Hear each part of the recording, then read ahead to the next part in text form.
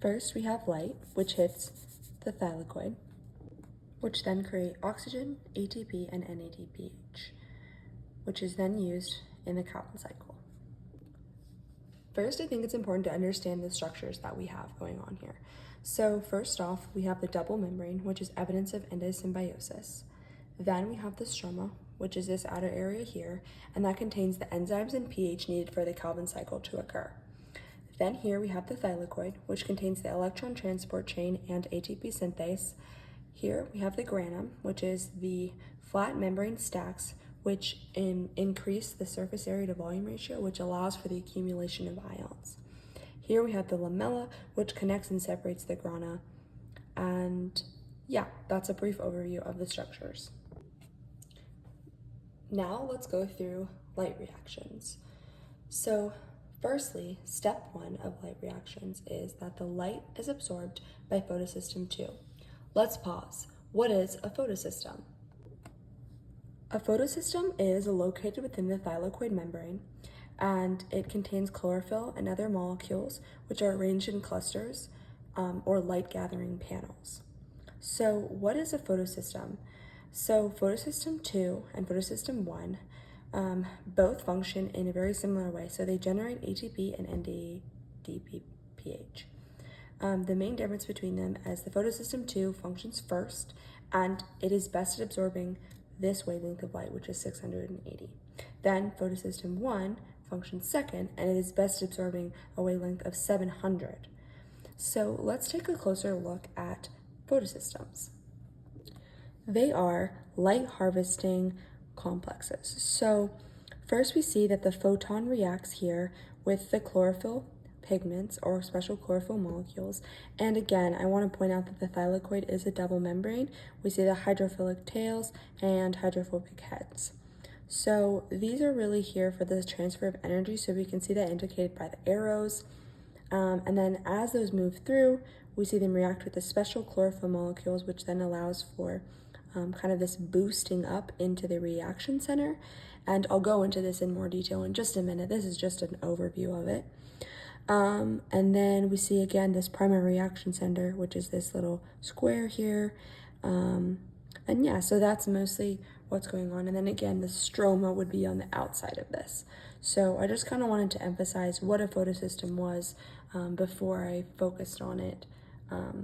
But again, you'll see kind of these colors repeated through. So when you see the different colors, you see the darker purple, which is the outer light harvesting complex, and then the inner lighter purple, which is that reaction center.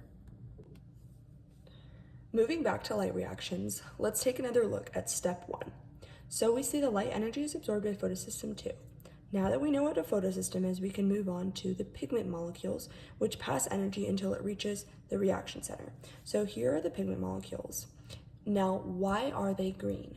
And what is pigment? Let's find out. Pigments. So a photon is a measurable unit of light, and then the pigments are what absorb the light. So breaking down the word photosynthetic pigments, we see that it is just this pigment that is reflected and absorbing. Is it absorbing light, and then we're reflecting the color? So an example which we see in plants is chlorophyll.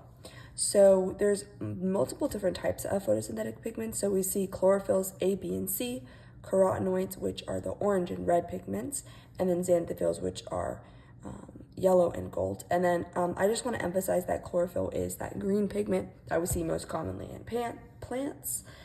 Each absorb different wavelengths of light. So now let's go into visible light. So we see with the visible light, which is along this spectrum here, we see this spectrum of color moving along the differing wavelengths.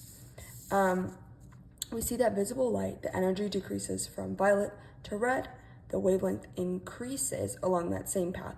So we can infer that energy is inversely proportional to wavelength. Now let's move on to reflected light. So the portion of the visible light spectrum that is reflected is the color that appears. So chlorophyll is green and is the dominant pigment.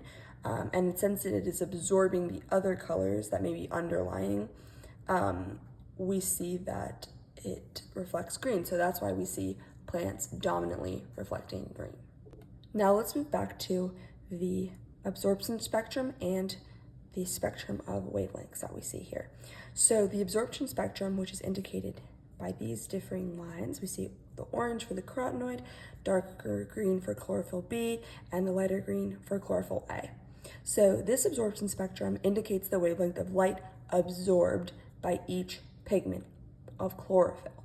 So that's different for each of the pigments because they're absorbing it at different rates, right? Then the action spectrum, which we see with this differing colors, indicates the overall rate of photosynthesis at each wavelength. So it's really important to understand the difference between that. And then when we lay them on top of each other, like I've done here, it allows us to see the correlation between the two things. So that's kind of why it's really nice to be able to look at them at the same time. Another important formula here is to calculate RF. We see the distance traveled by the substance over the distance traveled by the solvent. So now that we know a little bit more about those chlorophyll and how they react with light, let's go back